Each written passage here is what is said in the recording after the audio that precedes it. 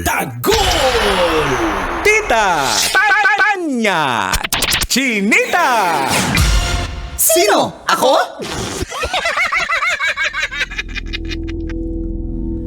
Magandang araw.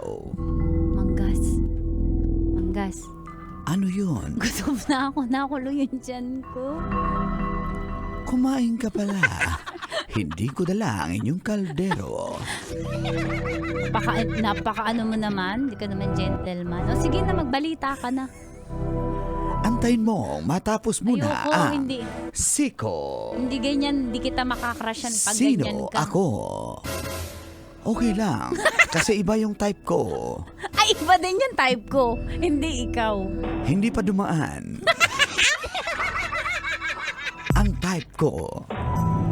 Subalit, Sino kaya yun? eto dumaan na sa inyong mga feed sa social media. Ito po si Manggas. Oo nga. At Alam na ating nila yan. pag-usapan nung nabulabog ang social media noong April Fool's Day, April 1, dahil may kumasa sa challenge o pa-challenge ng isang takoyaki stand Ay, oo. na ipatato sa noo ang logo nito at Correct. magkakaroon ng tsansang manalo ng 100,000 piso. O ano na update dyan? Sinasabi nga, Tits, na ang kumasa na si Kuya Ramil ay scripted lang pala ang lahat. Oo nga, balita ko nga. So, true ba yun? Totoo, mismong inamin na rin ng may-ari na scripted lang. Kumbaga, wala pa ang April Fool's Day. Nagpatato na sa kanyang noo. Ay, very Itong bad si naman Kuya pala Ramil. yan. Ayon sa may-ari, Oo. nagpahanap daw siya sa tattoo artist niya kung sino ang kakasa para sa nasabing prank. At doon, bumuhos ang tulong para kay Kuya Ramil. Subalit, nung nalamang prank lang pala, Opo. nabash naman sila. Sabi niya, willing naman siyang ibalik kung anuman ang kailangang isoli sa mga nagbigay ng tulong. Pero ayon sa mga nagbigay ng tulong, wag na lang bawiin dahil para ito sa anak niyang may Down syndrome. Ikaw, anong prank ba ang iniisip mo?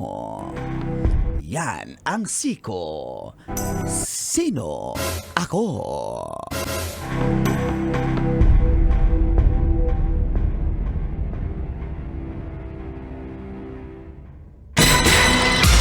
Sino? Ako? Kailangan pa bang i-memorize yan? Basic! Morning, God! Morning, Tits! Kaloyal! Feel Feel good good morning!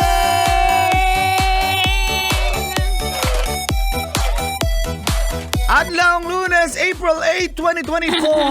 Sa oras na 7:29 ay kasama niyo na ang cool na uncle from Davao, Uncle Dago! Ang kamot sa mga angkol. Itaas ang kamot sa mga angkol. Kasama hat na tita sa Balatang Radyo from Bacoor, Tanya Chinita!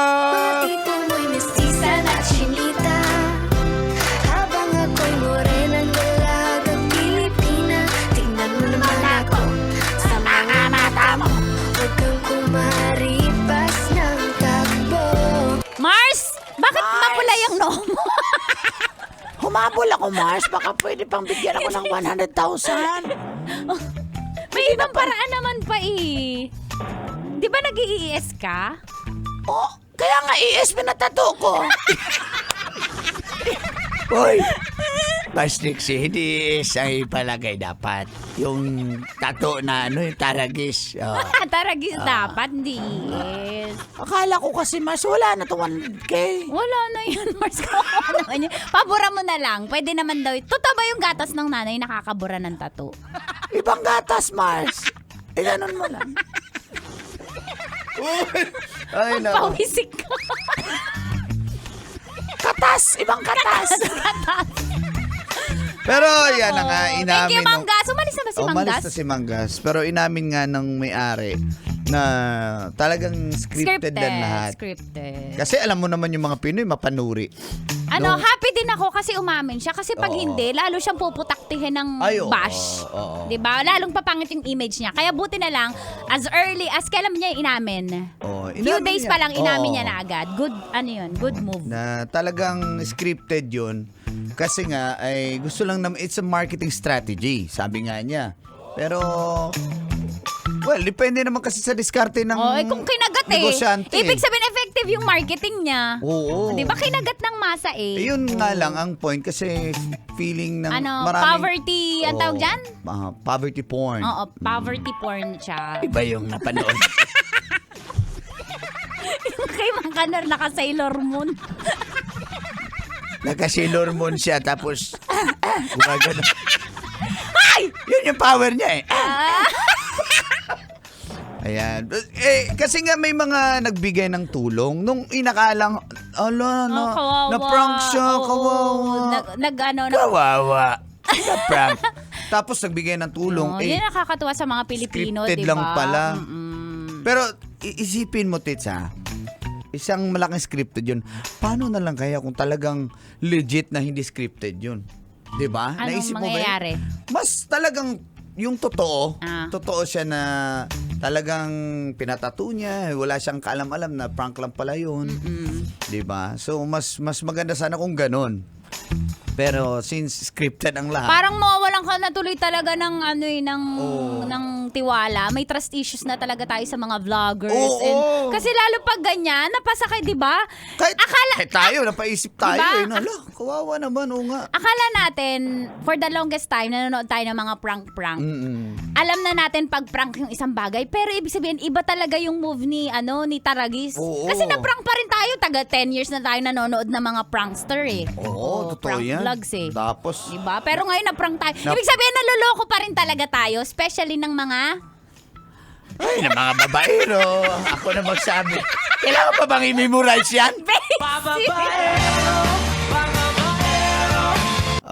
Sasabihin ng babaero sa'yo, it's a prank. Mahal kita, it's a prank. Masaya na kayo. comment. Ang mga babae rin din nagsasabi ng it's a prank. Ano ba sinasabi nila? I love you. Yan ba sinabi sa'yo, Tis? Nang. Ng babaero? Hindi. Alam ko ng tattoo artist. Hindi, kasi kinausap yung tattoo artist na meron bang dyan, meron bang pwedeng sumugal para sa prank na ito. Bibigyan pa rin natin ng, siyempre bibigyan kita ng pera kunyari. Pero siyempre may pera na may bibigay talaga yun. May sumugal, sige. Kasi nga naman, si Kuya Ramil, single dad na rin siya. Meron pa siyang anak na may Down syndrome. So, good thing naman at na-check up Sana din yung anak binayaran lang siya talaga totoo ni I think binayaran Oo, yun. kasi Binayaran. tinan mo, yung dangal niya Oo diba, naman. nasira Natatattoo talaga kasi iba fake yan. Pero totoong tattoo siya. Kaso nga lang, hindi on the spot. Programmed na siya. Oo, nagawa na siya. Wala pang April Fool's Day, pinatattoo na niya. Yun. So, May bulabog na. May hawak-hawak na karayom Yung tattoo artist.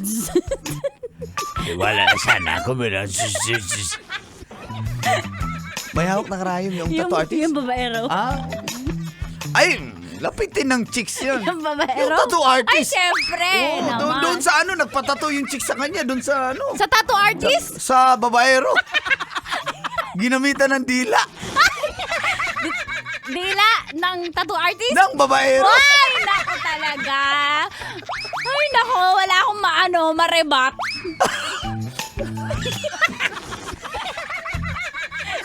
Sabi niya, papatato kita, tanda. Yan ang pagmamahal ko sa'yo. Sabi nung, tattoo artist? Sabi ng babaero Pinatato ka na ba? ng tattoo artist. Sa babaero? Yung mukha mo, pinatato na ba Hindi. ito? Wala pa. Hindi. Malay mo kung may mapatato sa'yo, sasagutin man ng isang kanya chinita. Hindi assurance yan. Marami din akong Ano hindi assurance na pag pinatato ka? Mahal ka. Hindi yan. Gusto ko nga, yung wala. Oh. Ay, nako. Sabi niya, ma'am, saan po kita lalagyan ng tattoo? Sabi nung tattoo artist? Sabi ng babaero. Ay! Alam na nila yung diskarte, galawan nila yun para mapa-oo ang babae. Galawan ng babaero? Ng tattoo artist. Kasi minsan takot ka magpatato. Pero mahihikayat ka eh. Mahikayat ng tattoo artist? Ng babaero eh. Magaling magsalita. Siyempre, yung babaero. Yung tattoo artist. Ay, naku, nakahawak nga sa sa braso tsaka sa legs nung tinatatuan niya Yung tattoo artist? Babaero. Nag-drawing siya ng flower Yung Kasi tattoo artist? Yung tattoo artist? Babaero. Pwede diligan ko yung flower? Ano masama ko diligan ng flower eh? Nalanta na. Ay, napaka mo talaga. Isa kang tattoo artist. Hindi, isa akong babaero. Aminin ko na, babaero ako. Ay, nako.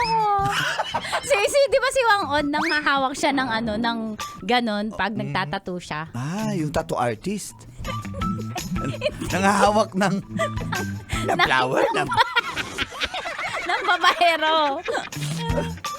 Pero yung mga tattoo artist natin dyan, siyempre, marangal naman na trabaho yan, di ba? It's a form of art. Yes. Para sa iba, ayaw nila ng tattoo.